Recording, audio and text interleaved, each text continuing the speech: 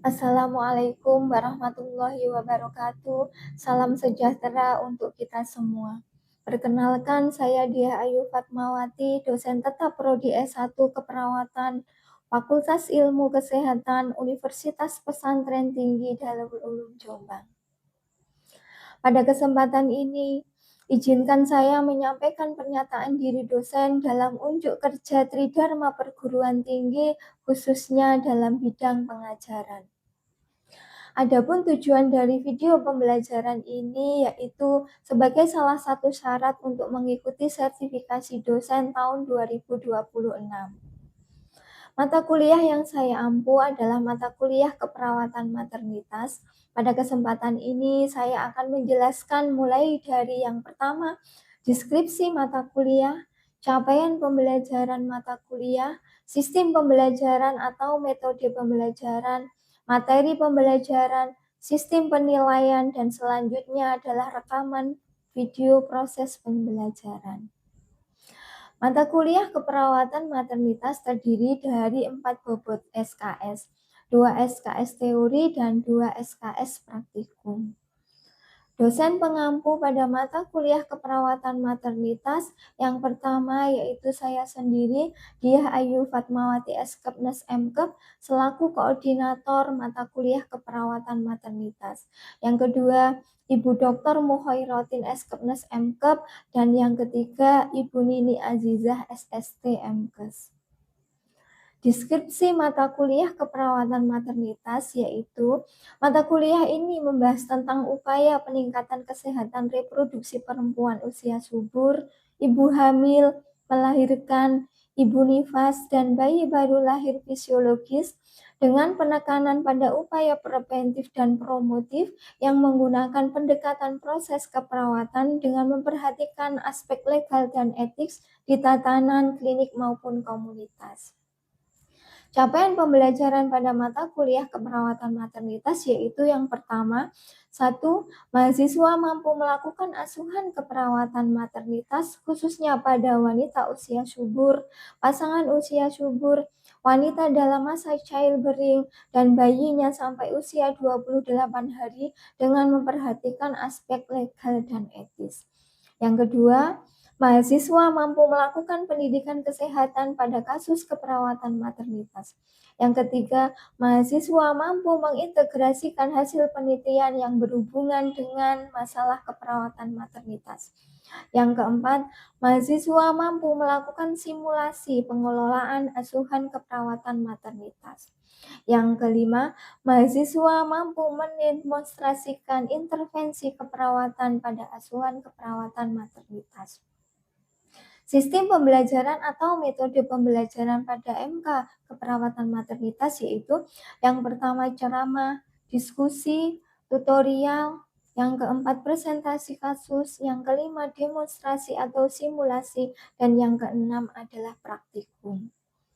Materi pembelajaran pada MK keperawatan maternitas yang pertama lingkup kesehatan perempuan, yang kedua asuhan keperawatan sistem reproduksi, yang ketiga pengkajian dan promosi kesehatan wanita, yang keempat upaya-upaya pencegahan primer, sekunder, dan tersier pada sistem reproduksi, yang kelima tren dan isu keperawatan maternitas terkait masalah-masalah kesehatan wanita, dan yang keenam evidence based practice dalam keperawatan maternitas, yang ketujuh manajemen kasus pada sistem reproduksi, yang kedelapan keterampilan antenatal, yang kesembilan keterampilan intranatal, dan yang kesepuluh keterampilan postnatal.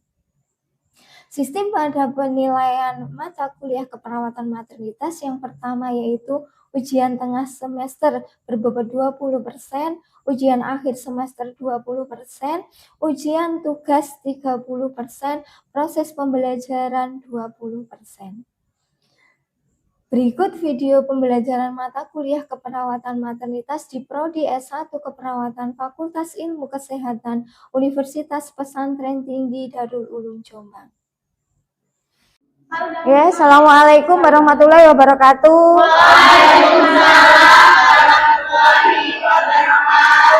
Alhamdulillah suaranya ini keras sekali. Sudah sarapan tadi ya semuanya? Sudah. Baik, ketemu lagi dengan saya. Kita akan melanjutkan dengan materi mata kuliah maternitas. Kemarin sudah direview dengan Bu Khair mungkin ya, tentang review anatomi pada sistem reproduksi baik laki-laki maupun perempuan.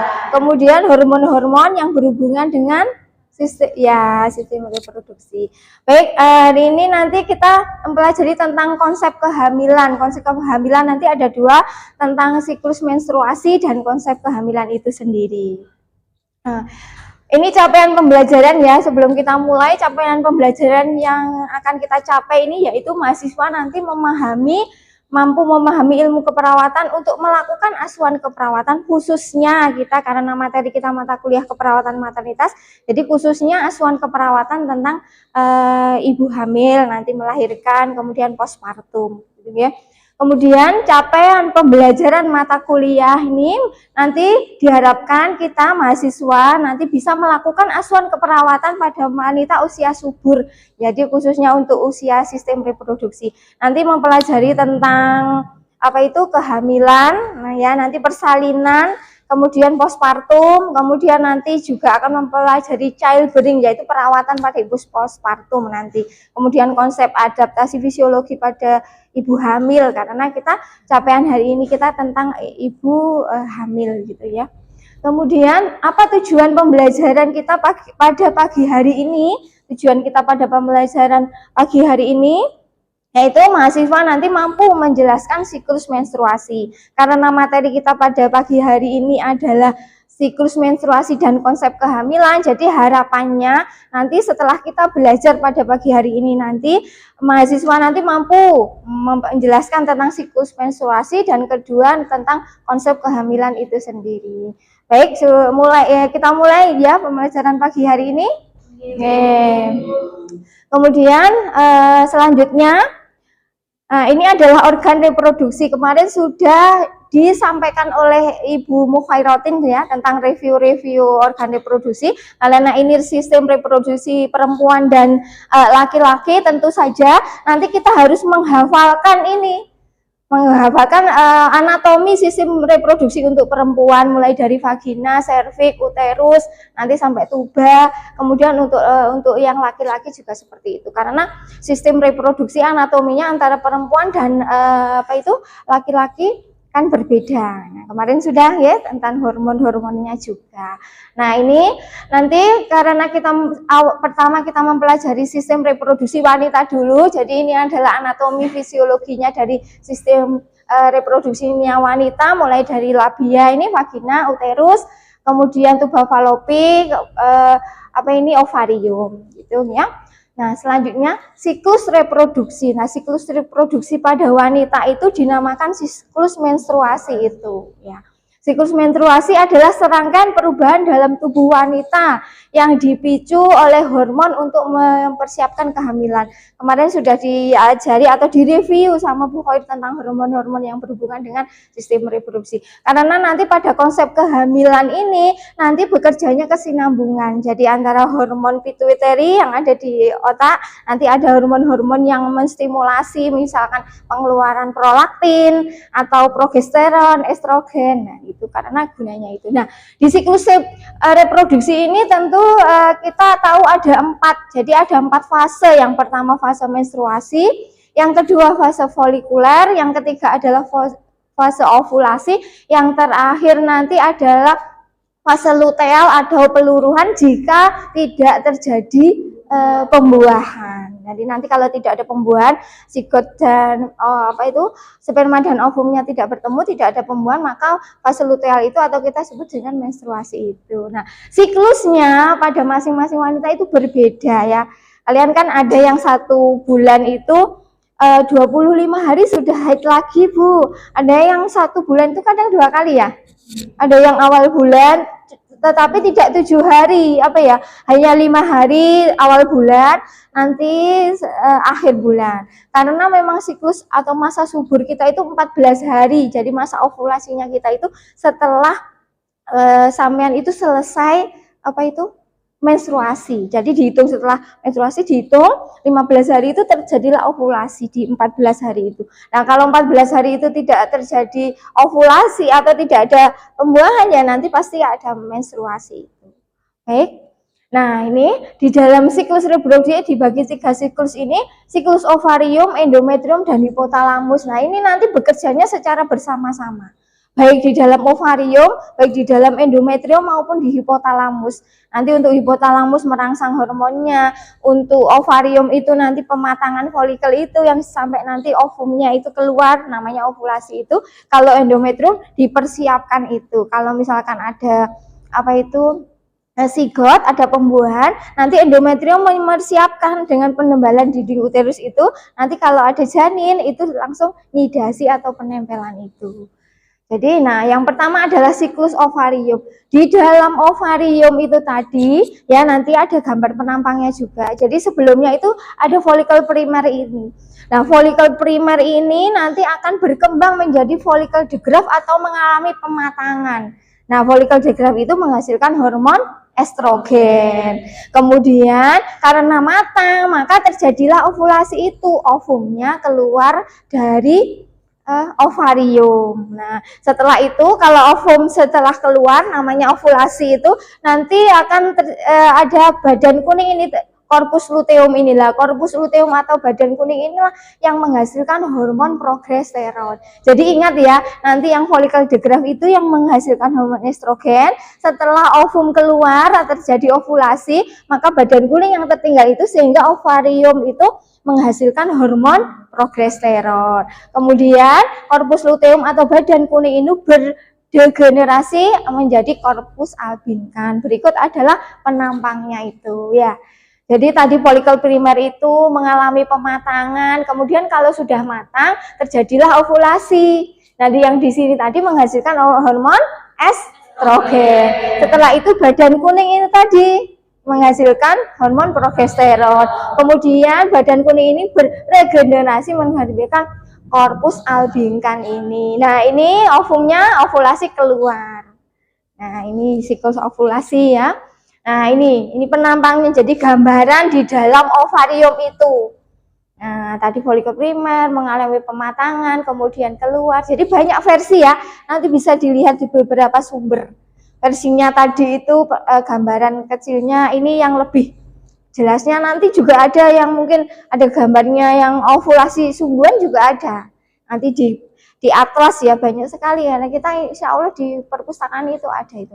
Jadi atlas sistem reproduksi, tidak sistem reproduksi saja, nanti jantung, sistem kardiovaskuler, sistem apapun itu biasanya ada, gitu ya. Nah, karena tadi itu di ovarium, yang selanjutnya itu di endometrium. Nah, bekerjanya itu sama. Nah, kalau ovarium tadi itu bekerjanya untuk pematangan ovum itu tadi, nah di endometrium itu kita persiapkan. Di endometrium yang pertama itu yang fase menstruasi itu setelah kita menstruasi itu. Jadi hari terakhir, misalkan hari terakhir kemarin, saya ya mulai hari ini ya yang dihitung, biasanya menstruasi 1-5 hari tergantung siklus. Kalau misalkan samen kan ada yang 1-7 hari, ada yang lama ya, sampai 10 hari ada ya. Ada yang sampai 3 hari, 4 hari sudah bersih. Hari kelima atau keempat sudah suci ya, itu ada, itu ya. Kemudian yang kedua adalah fase proliferasi ini, di mana itu endometrium itu mengalami penebalan. Jadi di dalam uterus itu endometrium itu mempersiapkan diri. Nanti kalau misalkan ada pembuahan, janinnya itu, zigotnya itu tinggal bernidasi di dalam uterus itu. Nah, fasenya ada 4 ini. Yang pertama ini fase ini, yang sekresi atau luteal itu yang 14 hari itu ya. 14 hari karena tadi ovulasi yang 14 hari keluar. Nah, ini namanya fase luteal itu tambah menebal. Jadi di endometrium kita itu tambah menebal di uterusnya itu. Kemudian yang terakhir fase iskemik. Karena di fase luteal kalau ada ovulasi, maka nanti kalau ada pembuahan kan bernidasi ke endometrium di fase ini, karena ini sudah menebal, berliku-liku, menerima sel telur. Tetapi kalau tidak ada pembuahan, namanya fase iskemik. Hormon estrogen progesteron tadi itu yang dihasilkan oleh ovarium itu menurun, akhirnya kita terjadi menstruasi. Jadi kalau tidak ada pembuahan maka terjadilah menstruasi, itu penurunan. Tapi kalau ada nanti pembuahan akan menempel atau nidasi di endometrium sampai pada fase luteal ini. Seperti itu ya. Nah, jelas ya semuanya ya. Ya, ada yang perlu ditanyakan? Masih belum? Ya, lanjut ya. Nah, ini tadi sudah saya jelaskan ya. Jadi pada fase menstruasi itu jika tidak ada pembuahan, kadar estrogen dan progesteronnya itu menurun. Dan nanti itu maka akan terjadi luruh itu, menstruasi fase iskemik itu. Nah, gitu ya Mbak. Kemudian yang tadi, ini fase proliferasi itu tadi sudah saya jelaskan juga. Kemudian selanjutnya, nah fase iskemik itu, atau iskemik yang keempat. Nah, ini fase iskemik ini di mana hormon estrogen dan progesteron itu ternyata menurun, kemudian endometrium mengalami spasme dan nekrosis itu ya. Selanjutnya. Nah, yang ketiga adalah di hipotalamus. Tadi di ovarium ada proses ovulasi. Kemudian di endometrium ada proses penebalan endometrium itu. Nah, fase di hipotalamus itu apa? Nah, hipotalamus itu mensekresi gonadotropin ini. Nah, dia menstimulasi hipofisis anteriornya. Kemudian mensekresi FSH ini dan LH. Nah, FSH inilah atau follicle stimulasi hormon inilah yang menginduksi perkembangan folikel primer tadi. Masih ingat yang di ovarium? Dari folikel primer menjadi folikel degraf itu kan? Nah, kenapa bisa folikel primer menjadi folikel degraf menjadi matang? Itu distimulasi oleh FSH ini. Jadi bekerjanya kan berkesinambungan ya antara di hipotalamus, uterus dan endometrium. Nah, kemudian ini menjadi folikel degraf. Kemudian tadi menginduksi pematangan folikel terjadi ovulasi. Nah, kalau tidak ada ovulasi atau kalau ada ovulasi tidak ada fertilisasi itu tadi estrogen dan progesteron yang dihasilkan di ovarium itu tadi menurun. Nah, untuk lutein hormon ini adalah menginduksi pematangan folikel degraf. Kalau yang FSH itu menginduksi perkembangan folikel primer menjadi folikel degraf. Paham ya? Jadi folikel primer itu bisa matang itu diinduksi oleh FSH. Nah, pematangan ini biar terjadi ovulasi diinduksi oleh LH. Pinterin dulu semua ini nanti ya. Baik, nah ini gambaran dari ketiga yang saya ceritakan. Nah, pada suhu ini biasanya kalau pada 14 hari yang masa ovulasi itu suhu kita itu meningkat. Kemudian sensitivitasnya itu meningkat. Kadang dijawil sama temennya aja gini ya. Iya, marah-marah, disuruh duduk itu, udah kamu duduk. Nah, itu biasanya pada fase-fase ini karena peningkatan ini tadi hormon estrogen dan progesteron itu tadi. Nah, ini ya siklus ovariumnya tadi ini terjadi ovulasi, jadi ini bekerja berseimbang. Ini menstruasi, kemudian penebalan disiapkan, kalau tidak ada nidasi ini akan luruh lagi. Ya, nanti bisa dibaca lagi, dipelajari lagi ya. Banyak literatur yang lain gitu ya. Nah, sebelumnya dulu Mbak. Nah, ini sama aja ya. Menstruasi proliferasi mengalami penebalan. Kemudian kalau tidak ada ini ya hormonnya estrogen progesteron meningkat gitu ya. Ini sama kayak yang tadi. Kemudian selanjutnya untuk yang siklus menstruasi ini jelas ya? Jelas ya, alhamdulillah kalau jelas. Kita lanjutkan tentang ini selanjutnya adalah gametogenesis ya. Sebelum kita mempelajari bertemunya sperma dan ovum, kita pelajari tentang gametogenesis ini. Gametogenesis adalah proses terbentuknya gamet atau sel kelamin. Kalau pada perempuan namanya oogenesis. Kalau pada laki-laki namanya spermatogenesis itu ya. Jadi kalau mudah ya kalau spermatogenesis, nanti kalau ada pertanyaan spermatogenesis itu pada pria ya, oogenesis pada. Nah, selanjutnya baik ya, ini sama ya. Jadi gametogenesis sebelum jadi sperma itu atau ovum itu spermatogonium dulu, ogonium dulu, nanti mengalami pembalaan meiosis mitosis ini spermatozoa jadi ovum ya. Nanti bisa dipelajari lagi ya selanjutnya, Mbak. Nah, ini yang sperma. Jadi sperma itu ada apa ini? Ekornya, kemudian ada kepalanya juga. Jadi kepalanya nanti yang untuk menembus apa itu? Ovum. Nah, ekornya ini nanti kayak kecubung, tahu ya?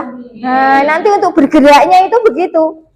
Bergeraknya itu pakai apa itu flagel gitu ya, ekor itu. Nah, kepalanya ini nanti mengandung enzim spermatogonium, mengalami perkembangan meiosis, akhirnya spermatozoa ini. Nah, sperma ini keluarnya bersama cairan. Kalau perempuan kan lubangnya sendiri-sendiri ya untuk apa itu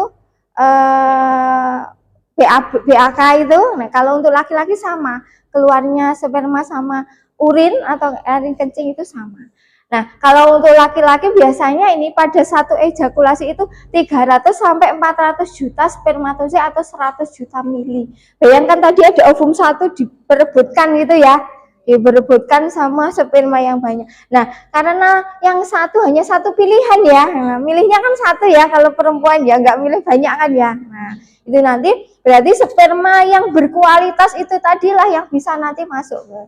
Nanti di materi fertilitas nanti kita bahas apa itu sperma yang berkualitas, apa itu ovum yang berkualitas. Jadi di infertilitas ya, nanti itu kita bahas juga bahwa perempuan misalkan sudah menikah ya, suami istri belum mempunyai anak, belum tentu nanti yang infertil perempuannya atau laki-lakinya, harus dicek dua-duanya. Dicek dua-duanya bagaimana kualitas spermanya. Lalu bagaimana menjaga kualitas sperma itu? Tidak boleh, harus olahraga ya, kurangi merokok ya untuk yang laki-laki itu.